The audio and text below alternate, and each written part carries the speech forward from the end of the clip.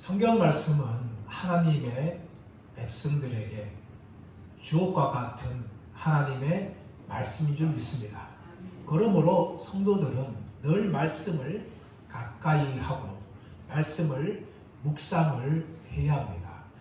올해도 우리는 한 해를 시작했습니다. 시작하면서 한편으로는 희망을 가집니다. 그러나 여전히 우리 곁에는 염려와 걱정이 있습니다.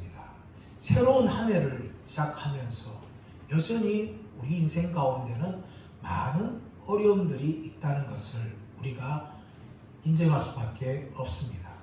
이런 상황에서 우리가 해야 할 것은 하나님의 말씀을 가까이 하고 그 말씀을 붙드는 것입니다. 아멘. 특별히 우리는 로마서 8장 28절 말씀을 우리는 붙잡아야 됩니다.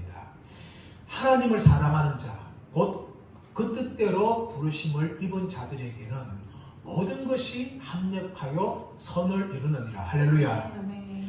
우리 인생 가운데 수많은 어려움들이 있습니다. 하지만 이 많은 어려움도 하나님께서 우리의 구원을 향하여 모든 것을 합력하여 선을 이룰 줄 믿습니다.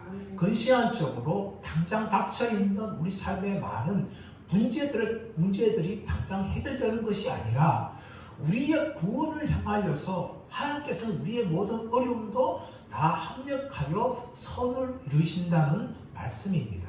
그러므로 올 한 해 우리가 살아갈 때에도 어떤 삶의 어려움이 찾아오고 신앙의 시련이 찾아온다 할지라도 하나님께서 모든 것을 합력하여 선을 이루실 것을 믿으면서 올 한 해 힘차게 살아가시기를 축복합니다.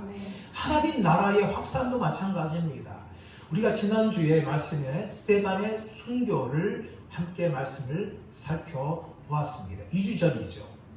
스데반은 복음을 전가하였습니다. 그 복음이 무엇입니까? 하나님의 성전에 대해서, 율법에 대해서 증거하면서 하나님께서는 하늘을 보좌 삼고 땅을 발등상 삼았기 때문에 땅에 있는 어떤 건물과 땅에 제한되지 않는 분이라는 것을 스데반은 증거하면서 예수님께서 참 성전 되시며 예수님께서 율법의 완성이라는 것을 스데반이 증거한 것입니다.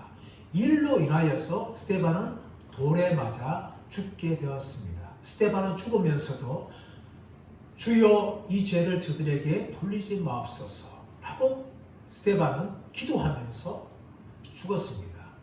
그 장소에 누가 있었는가 하면 바로 사울이 있었습니다. 사울은 증인들의 옷을 맡았습니다. 그리고 오늘 본문에 보면 이제 사울을 통하여 본격적인 교회에 대한 핍박이 발생하는 것을 볼 수가 있습니다. 하지만 하나님께서는 이런 사울의 박해를 통하여서도 하나님께서 일하셨습니다. 그리고 이 사울의 박해를 통하여서 온 유대와 사마리아와 땅끝까지 복음이 증거되어지는 그런 통로로 하나님께서 사용하시는 것을 우리가 말씀을 통하여 확인할 수가 있습니다. 우리 1절 말씀 볼까요? 1절 말씀 시작. 사울은 그가 죽임 당함을 마땅히 여기니라. 그날에 예루살렘에 있는 교회에 큰 박해가 있어 사도 외에는 다 유대와 사마리아 모든 땅으로 흩어지니라. 1절 초반에 말씀 보시면 사울은 그가 죽임 당함을 마땅히 여기더라. 그가 누굽니까? 스데반입니다. 7장에서 스데반이 돌로 맞아 죽을 때에 그 죽음을 마땅히 여기니라. 이 마땅히 여기다 라는 헬라어는 시도니케오라는 단어인데 이것은 동의하다, 함께 기뻐하다 라는 의미를 가지고 있어요. 그러므로 사울은요 스데반이 죽을 때에 멀리서 본 구경꾼이 아니라는 겁니다. 돌로 쳐 죽이는 그런 판단을 하는 재판장들과 또 그 사람들과 함께 적극적으로 스데반의 죽음에 동조한 사람이라는 것을 성경이 이야기하는 거예요. 그래서 사울은 그가 죽임 당하는 것을 마땅히 여겼다라고 이야기합니다. 그리고 그날에 보십시오. 그날에 예루살렘에 있는 교회에 큰 박해가 있어 사도 외에는 다 유대와 사마리아 모든 땅으로 흩어지니라. 그날이 뭡니까? 스데반이 죽는 그날에 예루살렘 교회에 박해가 임하였다는 거예요. 그 박해의 결과로 사도 외에는 유대와 사마리아 모든 땅으로 흩어졌다는 것을 이야기합니다. 이 흩어지다는 것은 디아스페이로라는 단어인데 마치 씨가 흩어지는 것처럼 성도들이 박해를 통하여서 유대와 사마리아 모든 땅으로 흩어지는 거예요. 그들이 흩어지고 싶어서 흩어진 것이 아니라 흩어짐을 당한 것이죠. 무엇 때문에요? 예루살렘 교회에 임한 큰 박해로 인하여서 그들은 유대와 사마리아 모든 땅으로 흩어질 수밖에 없었다는 것입니다. 이것은 여러분 박해를 통한 하나님의 섭리입니다. 지금까지 복음은 예루살렘 안에만 머물러 있었어요. 물론 예루살렘 안에만 머물렀던 여러 가지 이유가 있었습니다. 첫 번째 이유는 무엇인가 하면 이 사도들이 복음 증거를 통해 수많은 사람들이 예수님께 돌아오고 더 나아가서 허다한 제사장 무리까지 돌아온 것을 보니까 예루살렘에 복음이 증거되는 것이 만족된 것이죠. 두 번째는 무엇인가 하면 그들은 아마 예루살렘 교회에서 다 예루살렘 쪽에서 복음을 다 전한 후에 다음으로 이방인 지역에 복음을 증거하려는 계획을 가지고 있었기 때문이라고 볼 수 있습니다. 세 번째는 유대인들 마음 가운데는 유대인이 아닌 다른 이방인들에 대한 혐오감이 있기 때문에 복음 전하는 것을 주저했을 수도 있습니다. 이런 여러 가지 이유가 있지만 하여튼 복음은 예루살렘 안에만 머물렀어요. 그래서 하나님께서는 박해를 통하여서 예루살렘을 넘어서 온 유대와 사마리아까지 복음이 증거되는 것에 하나님께서 섭리하신 거예요. 그러므로 예루살렘 교회에 임한 박해는요, 하나님의 일하심이었습니다. 이 일하심은 예루살렘에 머문 전도가 아니라 유대와 사마리아 땅까지 복음이 증거되기 위한 하나의 통로로 하나님께서 사용하신 것입니다. 사람 여러분, 우리 같은 삶을 살아가면서 우리가 뜻하지 않은 고난도 겪게 되어집니다. 그러나 그 성도가 당하는 고난은요, 결코 헛된 것이 아니에요. 그 뒤에는 무엇이 있는가 하면 하나님의 일하심이 있다는 것입니다. 예루살렘 교회만 박해는 예루살렘 편에서는 너무나 고통스러운 거 아닙니까? 예수 잘 믿는데 왜 큰 박해가 있는 거예요? 그러나 하나님께서 그 박해를 통하여서 일하시고 유대와 사마리아까지 복음이 증거하는 일로 하나님이 사용하셨다는 것을 우리가 말씀을 통해서 확인할 수가 있는 것입니다. 이렇게 복음이 증거될 때에 이제 예루살렘에서는 스데반의 장례가 일어납니다. 2절 봐서 볼까요? 경건한 사람들이 스데반을 장사하고 위하여 크게 울더라. 이 경건한 사람들은 유대인들이에요. 이 사람들은 예수를 믿는 사람들은 아니었지만 하나님의 율법을 묵상하고 하나님을 경외했던 사람들입니다. 그런 사람들을 성경에서는 경건한 사람들이라고 표현을 합니다. 이 사람들은 비록 예수를 믿지 않았지만 스데반의 증거를 듣고 감동을 받았을 거예요. 또 스데반이 죽는 걸 보면서 스데반의 죽음은 억울한 죽음이라는 것을 마음에 생각했을 것입니다. 그래서 스데반이 죽고 난 후에 이런 경건한 사람들이 스데반을 위하여 장사하고 크게 울었습니다. 이런 모습과 달리 이제 사울이 본격적인 박해가 있는데 3절 말씀 보십시오. 3절 말씀 보시면 사울이 교회를 잔멸할세 각 집에 들어가 남녀를 끌어다가 옥에 넘기니라. 사울이 어떻게 예루살렘 교회를 박해했는지 하면 교회를 잔멸하다. 이 잔멸하는 단어는 리마이노마이라는 헬라어 단어인데 이 단어는 어떤 의미를 가지고 있는가 하면 사나운 멧돼지가 밭에 들어가지고 그 온 밭을 다 해치는 것입니다. 그것이 바로 잔멸하다라는 의미를 가지고 있어요. 지금 사울은 예루살렘 교회를 지금 사나운 멧돼지가 되어서 지금 다 파괴하는 거예요. 철저하게 파괴하는 것입니다. 어떻게 파괴합니까? 각 집에 들어가서 남녀를 끌었어요. 남자만 잡아서 재판하는 것이 아니라 여자까지 따지지 않고 예수 믿는 사람들이라면 남녀 구분 없이 다 끌어다가 감옥에 가둡니다. 이것이 바로 사울이 교회를 잔멸하는 행동이었습니다.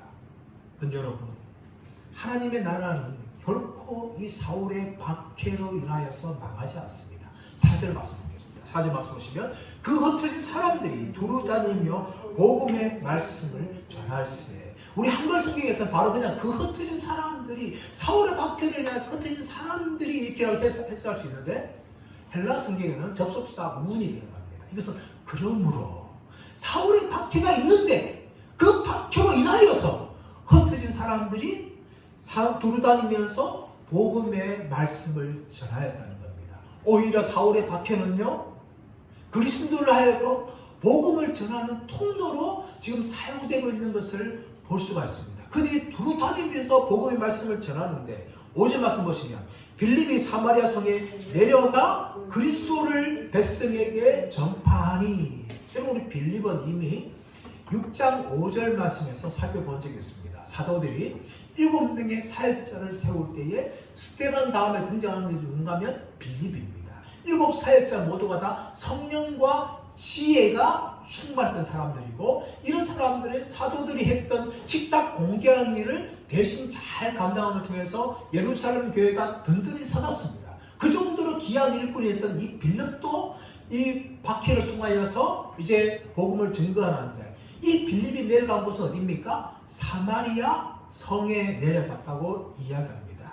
이 사마리아 성은 예루살렘 쪽에 봤을 때는 북쪽에 있죠. 북쪽에 있는데 예루살렘 지대가 높기 때문에 내려갔다라는 표현을 쓰는 겁니다.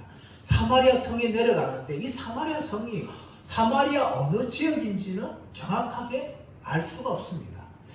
적어도 사마리아 수도 사마리아는 아니라는 것을 볼 수가 있어요. 북이스라엘 땅을 전체적으로 사마리아 땅으로 부르는데 그 사마리아 땅 안에 수도 사마리아가 있는 거예요.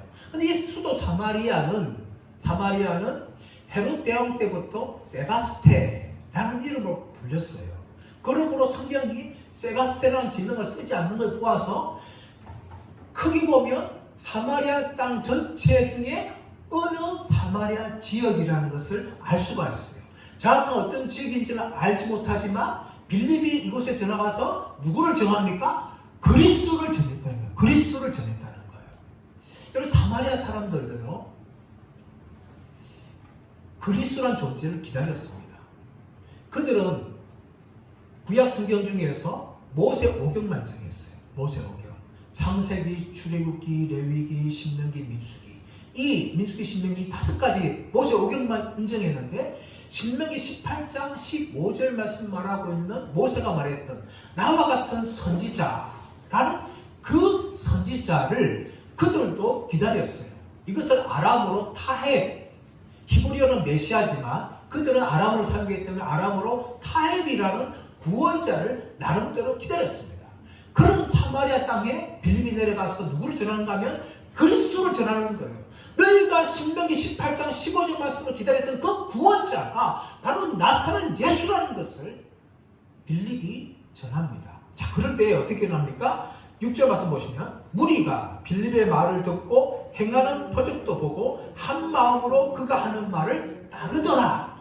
빌립의 말을 듣고 행하는 표적을 보고 한 마음으로 하나같이 모두가 다 빌립의 말을 따랐다는 겁니다. 여러분, 이것은 놀라운 일입니다. 왜냐하면 사마리아인들과 유대인들은 거의 원수지간이었어요. 원수지간. 북이스라엘 땅은 솔로몬 사후 르호암 때에 분열되지 않습니까? 분열된 이후로 각각 독립된 길을 가게 되어집니다.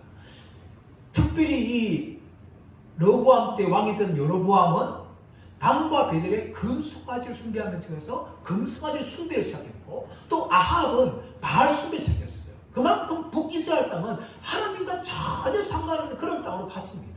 그리고 드디어 아수르에서 멸망을 당함을 통하여서 혼혈이 이루어지죠. 그 땅에 있던 북이스라엘 사람들과 아수르가 다른 민족을 다 데려와서 피를 섞어버려요. 순수 유대인 이스라엘 세대 아닙니다.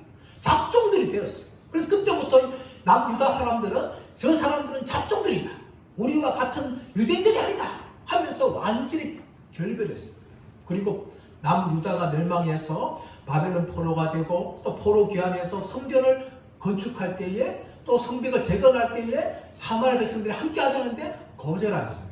그때부터 완전히 종교적으로도 다른 길로 가게 되어지는데 그리심 산에 성전을 만들면서 나름대로 그들은 사마리아 종교를 만들었어요.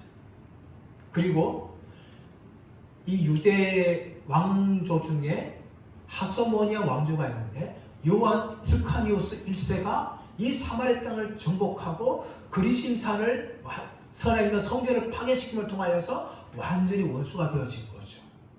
그리고 로마의 정복에 의해서 비록 사마리아 땅이 해방되었지만 그때부터는 유대와 북이스라엘 사마리아 사람들은 거의 상종하지 않는 사람들이 되었습니다.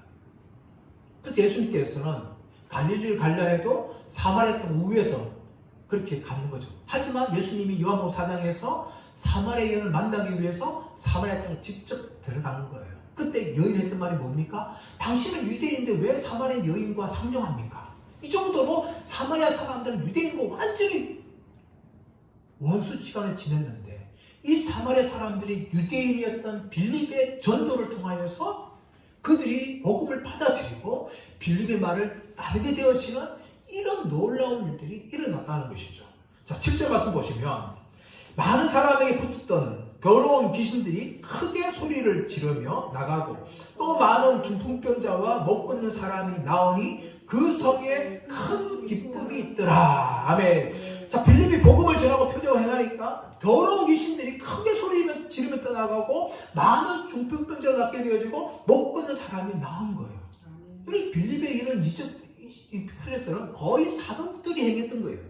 사도들이 행하는 그런 능력들이 이 빌립을 통해서 복음 전도할 때 나타나고 예수님을 증거에 나타나니까 귀신들이 크게 소리지르며 떠나고 또 못 걷는 사람을 걷게 되어지고 중풍병자가 고침받는 이런 놀라운 일이 일어나니까 이 사마리아 성에 무엇이 있는가 하면 큰 기쁨이 일어났습니다. 그런데 이 큰 기쁨은요, 귀신이 떠나가고 중풍병자가 낫게 되어지고 못 걷는 사람이 회복되는 그것에만 기쁨이지 아니라 이들을 잡고 있는 이 영적인 어두움에서 해방되었기 때문에 그들은 더 기뻐하는 일이 발생했다는 것입니다. 자, 9절, 10절 말씀 보시면 그 성에 시몬이라는 사람이 전부터 있어 마술을 행하여 사마리아 백성을 놀라게 하며 자칭 큰 자라 하니 낮은 사람부터 높은 사람까지 다 따르며 이르되 이 사람은 크다 일컫는 하나님의 능력이라 하더라. 11절 오랫동안 그 마술에 놀랐으므로 그들이 따르더니.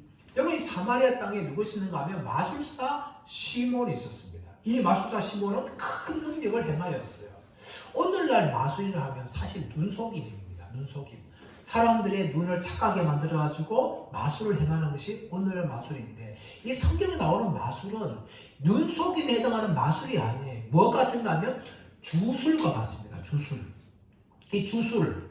그 당시에 주술은 뭡니까? 초인적인 힘을 사용해서 영향력을 미치거나 조정하기 위해서 주문을 행하는 의식이 마술, 주술이었어요. 오늘날 마술이 아니라 주술이 주술. 주술은 이 능력인 거죠. 그래서 이 능력을 사용해서 질병을 치유하든지 귀신을 쫓아낸다든지 임신케 한다든지 전쟁에 승리하다든지 또 사람들을 저주하게 된다든지 이런 영향력을 미치는 거예요. 그래서 고대 사람들에게는요, 이 마술은 굉장히 공포스러운 것이었습니다. 그들에게 두려운 것이었어요. 이 마술사 시몬이 큰 능력을 행한 자로 이야기합니다. 그런 주술을 행하니까 사람들로 하여금 뭡니까? 아, 저 사람은 능력 있는 자다. 다시 말하면 신적인 존재다. 신적인 능력을 행하는 자다. 그렇게 인정받고 사람들이 많이 따랐어요. 사마리아 사람들은요, 이 마술사 시몬의 이 영적인 영향력에 지배되었습니다. 그런데 여러분, 빌립이 복음을 증거하니까 어떤 일이 납니까? 자, 12절 말씀 시작. 빌립이 하나님 나라와 및 예수 그리스도의 이름에 관하여 전도함을 그들이 믿고 남녀가 다 세례를 받으니. 빌립이 하나님 나라와 예수 그리스도의 이름에 관하여 전도하니까 사마리아 사람들 어떻게 합니까? 그들이 믿고 다 남녀가 세례를 받는 것이죠.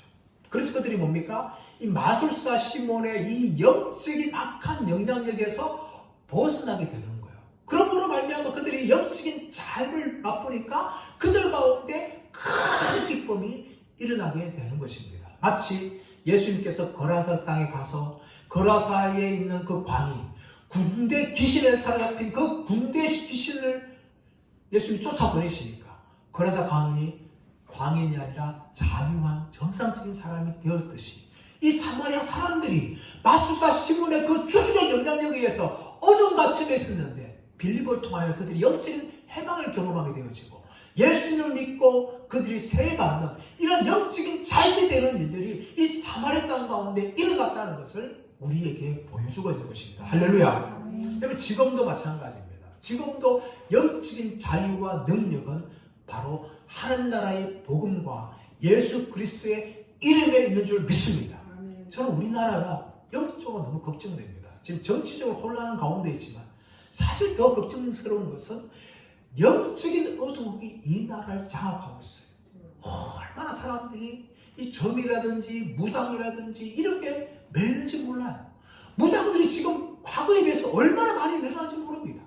강력한 무당의 세력들이 이 나라를 장악하고 있어요. 여러분 그런데 교회는 어떻습니까?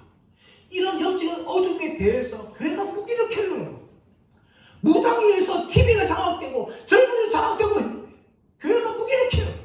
왜 그렇습니까? 그것은 바로 하나님의 복음과 예수님의 이름의 능력을 선포하고 있지 않기 때문입니다. 교회가 무엇을 회복해야 됩니까? 교회가 무엇을 증거해야 돼요? 바로 예수의 이름입니다. 또 하나님의 복음입니다. 이 예수님의 이름과 피 묻은 복음을 증거하면요 어둠이 나가게 되어지죠. 다른 방법으로 이 영적인 어둠에 갇힌 나라를 구원할 방법이 없습니다. 한 가지 일밖에 없어요. 그래서 바로 예수님의 이름과 복음을 증거하는 것입니다. 그럴 때 여러분 이 나라가 잘 되어지고 이 나라가 회복될 줄 믿습니다. 교회가 바로 이것을 회복해야 돼요. 오늘 빌립 증거는 무엇입니까? 하나님 나라와 예수 그리스도의 이름에 관해서 전하였다는 것입니다. 교회는 다른 거 다 전하지 않는 거예요, 여러분. 예수 믿으면 복 받습니다. 그것이 아니라 예수 믿으면 구원받습니다. 예수 믿으면 당신 죄가 사함받습니다. 이런 원수적인 복음을 증거해야 됩니다. 그리고 예수님의 이름 부끄러워하지 말아야 돼요. 왜 그렇습니까? 예수님만이 구원자와 하나님의 아들이기 때문에 우리는 담대하게 예수님의 이름을 증거하고 또 우리를 위해서 자유케 하신 이 구원의 복음, 십자가의 복음, 피 묻은 복음을 증거하는 저와 여러분 되시길 간절히 바랍니다. 그리고 이런 일을 할 때 이제 무엇까지 놀라운 일이 발생하는가 하면 마술사 시몬도 예수를 믿고 회개하는 일이 일어납니다. 자, 우리 13절 말씀 볼까요? 13절 시작. 시몬도 세례를 받은 후에 전심으로 빌립을 따라다니며 그 나타나는 표적과 큰 능력을 보고 놀랍니라. 이 마술사 시몬도 믿게 되어지는 것이죠. 또 세례를 받은 거예요. 또 전심으로 빌립을 따라다녔습니다. 여러분 13절의 표현은 12절에 사마리아에 있는 사람들이 빌립의 말을 듣고 예수를 믿는 것과 전혀 다른 표현을 사용하고 있지 않습니다.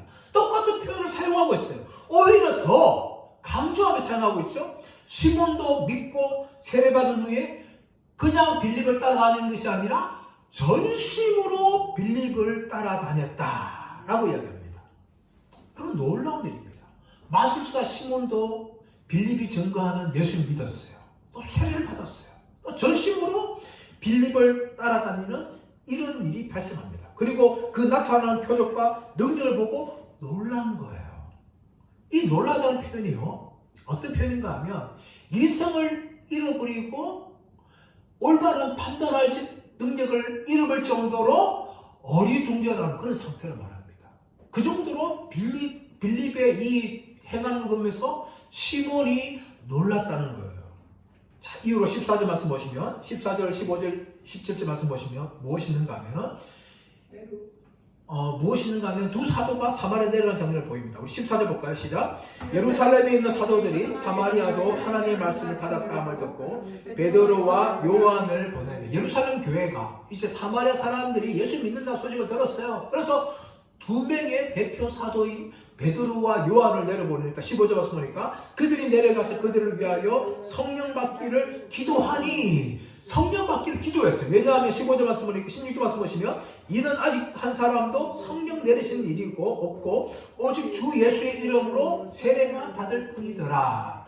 여러분 일반적으로 구원 서정상에서 역사는 성령이 우리에게 먼저 임하기 때문에 우리가 믿게 되어집니다. 그리고 믿었기 때문에 세례를 받는 거죠. 근데 지금 말씀 보시면 전혀 그런 구조가 나타나지 않고 예수님 믿고 세례받았는데 아직 사마리아 사람들에게는 성령이 임하지 않았어요. 이것은 일반적인 구원, 개인이 구원받면서 이야기하는 것이 아니라 이 하나님의 구속사, 다시 말하면 온 유대와 사마리아와 땅끝까지 복음이 전거되는 것을 보여주기 위해서 아직까지 성령이 사마리아 사람 가운데 임하지 않았다는 것을 이야기합니다. 17절 말씀 보시면 이에 두 사도가 그들에게 안수하며 성령을 받는지라. 이제서야 성령을 받는 거예요, 여러분. 보통 개인 구원에서 성령이 우리 가운데 먼저 임하기 때문에 우리 믿게 되어지는 것입니다. 믿고 거듭나게 되어지는 것이죠. 그럼 오늘 말씀에서는 그런 순서가 아니라 믿고 세례받았지만 사마리아 땅 가운데 성령이 임하지 않았어요. 그리고 두 사도가 내려와서 사마리아 사람들이 안수하니까 그들 위해 집단적으로 성령이 임하는 일이 발생합니다. 그리고 왜 이렇게 할까요? 이것은 바로 사마리아 사람들도 유대인 사람들과 같이 똑같이 믿을 때에 구원받는 하나님의 백성이 되었다는 것을 지금 보여주기 위해서 두 사도가 기도하고 안수하니까 성령이 사마리아 땅 가운데 임한 것입니다. 그래서 이것을 보고 이제 반응이 무엇인가 하면 18절 말씀 보시면 시몬이 사도들의 안수로 성령 받는 것을 보고 돈을 들여 19절 이르되 이 권능을 내게도 주어 누구든지 내가 안수하는 사람은 성령을 받게 하여 주소서 하니. 자, 두 사도가 안수를 하니까 성령이 임한 거예요. 자, 그걸 보고 시몬이 어떤 마음 드니까 마음에 부러움이 생기는 것이죠. 18절 시몬이 사도들의 안수로 성령 받는 것을 보고 무엇을 줬다고요? 돈을 들여 이르되 이 권능을 내게도 주어 누구든지 내가 안수하는 사람은 성령을 받게 하여 주소서. 돈을 통하여 성령의 능력을, 성령의 권능을 이 시몬이 살려고 한 겁니다. 이것이 무엇인가 하면 영어로 사이머니, 성직 매매에 해당합니다. 여러분 중세시대 때 이 교회 역사에 이 영적인 암흑기인 중세시대가 있는데 이 중세시대에 무엇이 횡행했는가 하면 성직매매가 횡행했어요. 교황에게 또 힘있는 권력자에게 돈을 주가지고 추계경이나 뭐 신부 이런 지갑을 사는 거예요. 높은 자리에 사는 거예요. 그래서 그 당시에 중세 신학자 중에 가장 유명한 신학자며 기독교 신학에도 어거스틴과 동일하게 유명한 사람을 인정받고 있는 토마스 아퀴나스라는 신학자가 있습니다. 그 신학자가 그 당시에 하는 성직매매를 보면서 그 성직매매가 무엇인가 하면 이 땅에만 가치가 있는 돈과 비슷한 것으로 영적인 것과 영적인 관계들을 사거나 팔려고 하는 의도적인 계획이 성직매매, 사이머니라고 그렇게 정의를 하였습니다. 이 시몬이 지금 그 짓을 하고 있는 거예요. 그러자 베드로가 굉장히 분노한 말을 하죠. 20절 말씀 보십시오. 베드로가 이르되 내가 하나님의 선물을 돈 주고 살 줄로 생각하였으니 내 은과 내가 함께 망할지어다. 여러분 왜 베드로가 이렇게 분노하는 겁니까? 이렇게 분노하는 이유는 무엇인가 하면 시몬이 돈을 주고 이 하나님의 성령을 살려고 하는 행위는 하나님의 주권적인 역사에 대한 무지고 더 나아가서 돈이면 다 된다는 황금 만능주의를 보여주는 것이고 더 나아가서 자신이 하나님을 조종하기 원하는 이런 악한 생각을 이 시몬이 했기 때문에 베드로가 이 시몬을 향하여서 이렇게 분노하는 것이죠. 내가 하나님의 선물을 돈 주고 살 줄로 생각하였으니 내 은과 함께 너는 망할지어다. 이렇게 저주를 합니다. 여러분 그런데 이것은 단지 저주만은 아니었어요. 베드로는 저주를 하였지만 베드로는 시몬이 회개하기를 원하였습니다. 21절, 22절 말씀 보시면 하나님 앞에서 내 마음이 바르지 못하니 이 도에는 내가 관계도 없고 분깃될 것도 없느니라. 그러므로 너는 너의 이 악함을 회개하고 주께 기도하라. 온 마음에 품은 것을 사하여 주시리라. 베드로는요 예수를 믿었던 이 시몬을 향하여 책망하고 경고하였지만 한편으로는 이것은 영원한 저주가 아니라 죄에서 돌이키기를 원하는 그런 경고였다는 것을 알 수가 있는 거예요. 22절에 보듯이 너의 이 악함을 회개하고 주께 기도하라. 그리하면 네 마음에 품은 것을 사해 주실 것이다. 이렇게 베드로가 선언하고 있습니다. 그러면서 베드로는 지금 시몬의 상태가 어떤 상태인지 23절에 보여주고 있는데, 내가 보니 너는 악독이 가득하며 불의에 매인바 되었도다. 이 악독이 가득한 것은 악한 쓴 마음을 이야기합니다. 그리고 불의는 우리 인간 가운데 있는 쓴 감정들을 이야기해요. 적대감, 시기, 분노, 질투, 이런 것이 지금 시몬에게 매인바 되었다는 거예요. 시몬은 악독으로 그 마음이 장악되었고 불의에 그가 매인 상태이기 때문에 너는 너의 악함을 빨리 회개하라. 그리하고 용서를 받아라. 이렇게 베드로가 시몬을 향하여 경고하며 회개를 촉구합니다. 자, 그러자 24절 말씀 보시면, 시몬이 대답하여 이르되 나를 위하여 주께 기도하여 말한 것이 하나도 내게 임하지 않게 하소서. 시몬이 베드로의 말을 듣고 회개하면 되는데 어떻게 합니까? 나를 위하여 주께 기도하여 말한 것이 하나도 내게 임하지 않게 하여 주소서. 이렇게 반응을 합니다. 차라리 누가 기도하라는 거예요? 베드로. 네가 기도해, 나를 위해서 기도해서 나한테 하나님의 저주가 임하지 않도록 그렇게 해달라 하면서 사정을 하는 겁니다. 이런 24절에 대해서 시몬이 과연 회개했느냐, 회개하지 않느냐, 이 학자들은 크게 두 가지 이렇게 나누어져요. 하나는 회개했다는 견해입니다. 종교개혁자들 칼뱅이 이 시몬이 하나님 심판을 두려워하고 자비를 구한 것이다, 그렇게 보고, 또 성경 사본 중에 배자 사본이 있는데 24절 하반절에 어떻게 덧붙이는가 하면 시몬이 울고 그치지 아니하였다, 이렇게 붙입니다. 그래서 학자들은 이것을 보면 시몬은 회개한 것이다, 그렇게 한쪽 편의 학자를 해석하고, 또 다른 편의 학자들은 아니다, 성경을 봐라, 어디에 지금 시몬이 회개한 자국이 있느냐 하면서 회개하지 않았다 라고 이야기합니다. 어떤 것이 맞는지는 정확히 알 수 없지만 적어도 24절을 볼 때에 시몬이 스스로 하나님 앞에 회개하며 기도하지 않은 것은 분명한 것을 알 수가 있습니다. 그리고 그 이유에 대해서는 우리 천국에 가서 시몬에게 물어봐야 될 거예요. 시몬, 넌 그때 진짜 회개했어? 안 했어? 아마 그렇지 않고서는 여기에서는 답을 찾을 수가 없습니다. 성경 더 이상 시몬의 회개가 진실한 것인지 아닌 것에 대해서는 더 이상 언급하지 않고 25절을 이어갑니다. 25절 말씀 보시면, 두 사도가 주의 말씀을 전하여 말한 후 예루살렘으로 돌아갈새 사마리아인의 여러 마을에서 복음을 전하더라. 여러분, 두 사도가 누굽니까? 베드로와 요한입니다. 근데 여러분, 베드로보다 우리는 요한을 주목해야 돼요. 요한이 지금 베드로와 함께 사마리아 마을 다니면서 복음을 전하죠. 복음을 전하면 뭡니까? 예수 믿고 구원받아라, 예수가 그리스도다 라는 것을 요한이 전함을 통하여서 사마리아 사람들이 믿고 구원받을 수 있도록 그 일에 요한이 지금 쓰임받고 있어요. 근데 여러분, 누가복음 9장 51절 이하 말씀 보시면 예수님과 제 아들이 사마리아 마을로 들어가려고 하는데 사마리아 사람들이 너희는 유대인이기 때문에 들어올 수 없다 하면서 막는 장면이 나옵니다. 그러자 요한이 예수님에게 무슨 말씀하는가 하면, 예수님, 내가 불을 명하여서 하늘에 내서 저들을 불살르기 원하십니까? 그렇게 예수님이 말할 때에 예수님이 요한을 향하여 꾸짖는 장면이 나오죠. 그때 주인공이 누굽니까? 요한이었어요. 요한은 사마리아 사람들 불로 살아버리기로 했습니다. 근데 여러분, 오늘 본문에서 뭡니까? 예수 그리스도의 복음을 전하였어. 그들이 그냥 불이 아니라 성령의 불을 받았어. 거듭나고 하나님의 백성 되기를 원하는 그런 통로로 지금 사도 요한이 쓰임받고 있다는 것입니다. 사랑 여러분, 우리도 일단 삶을 살아가면서 요한의 두 모습을 가질 수가 있습니다.